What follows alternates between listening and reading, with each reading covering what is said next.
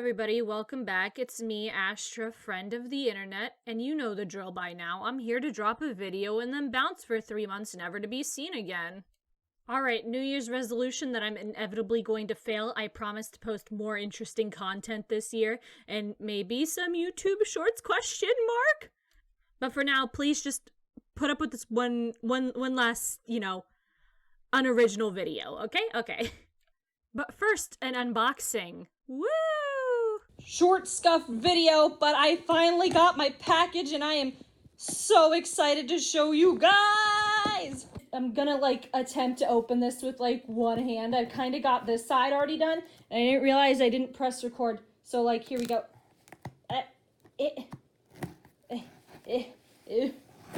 Okay, I think I got it.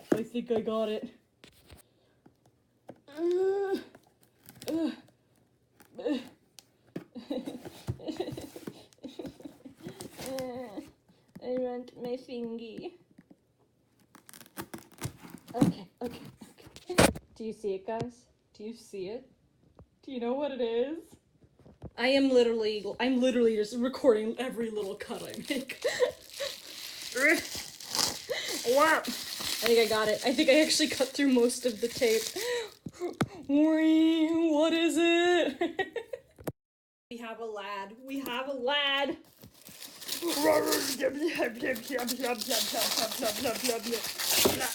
Oh my god. I am everyone's gonna be like, why are you treating it this way? Oh my gosh, look at him. Here's the box. It's a relatively small box in comparison to some of these figures I've gotten.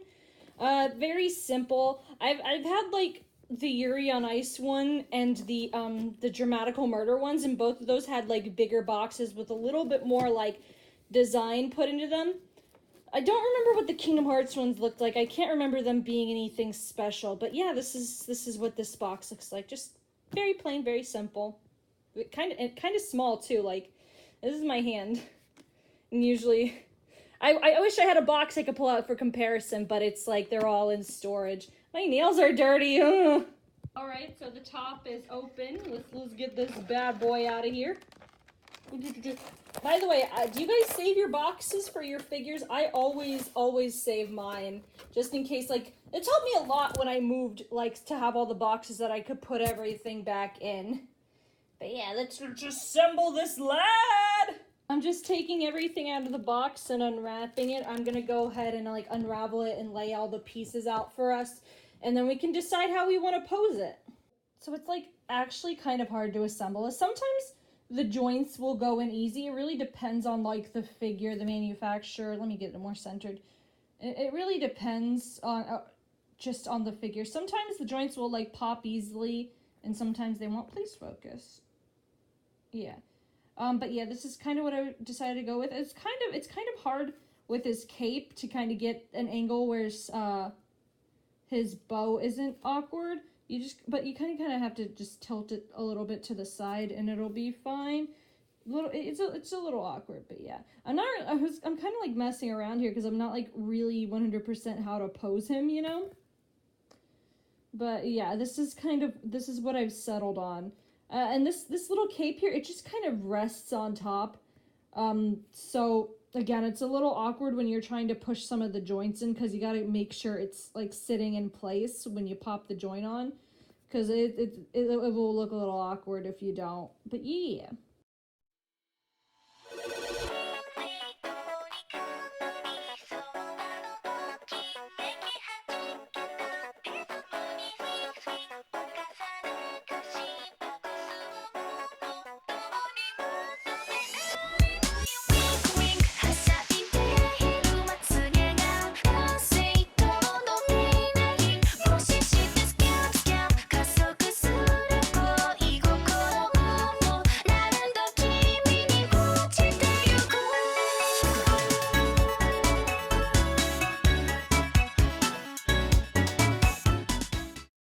There he is, my fully assembled lad. I might mess around with his pose a little bit more. Yeah, I think what I was saying earlier, his outfit does not make him easy to pose. And the bow falls out of his hand very, very easily. Like if you even if I just like move it slightly, it will like it'll probably fall out.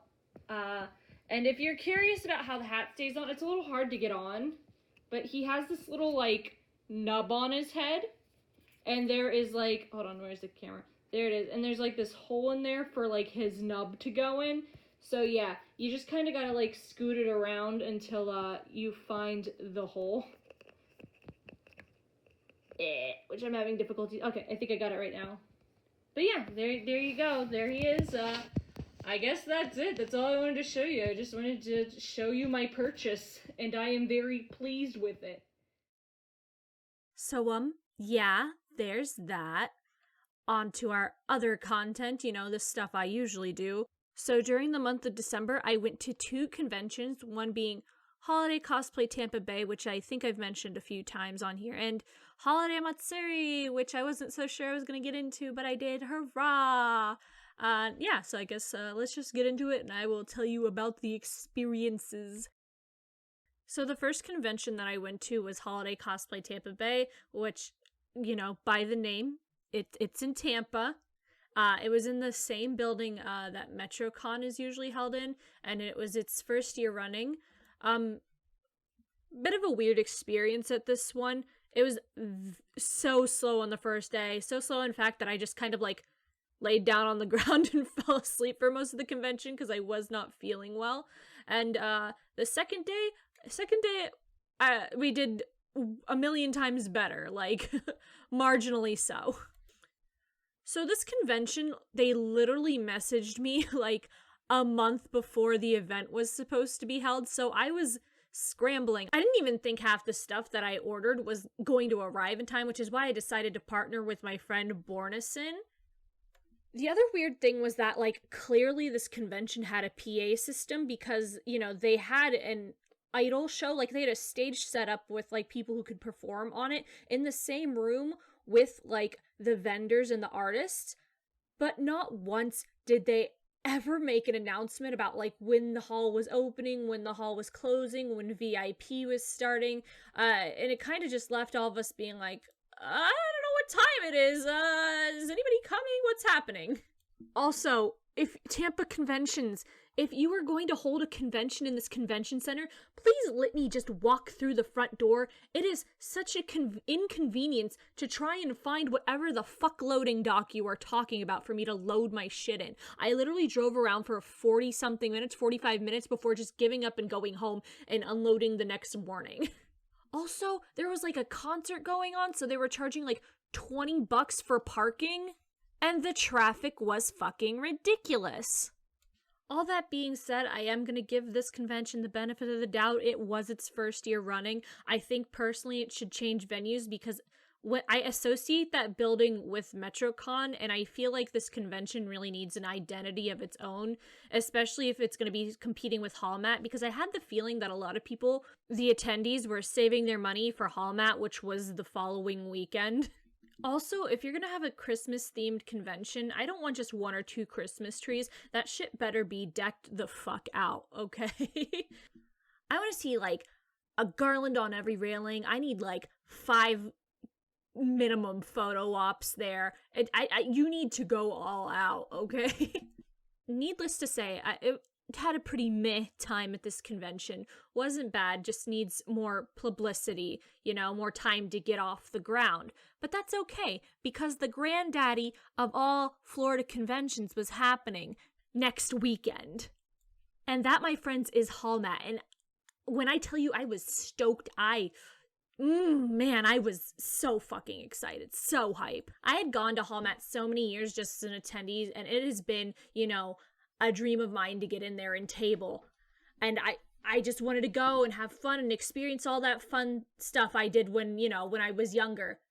Needless to say, I sat at my table for 10 plus hours and barely moved from that spot, which is fine because I had a lot of friends that came and visited me and sat next to me. But yes, next year I am definitely bringing an assistant because there is no way I am going to miss out on like half the fun stuff all over again.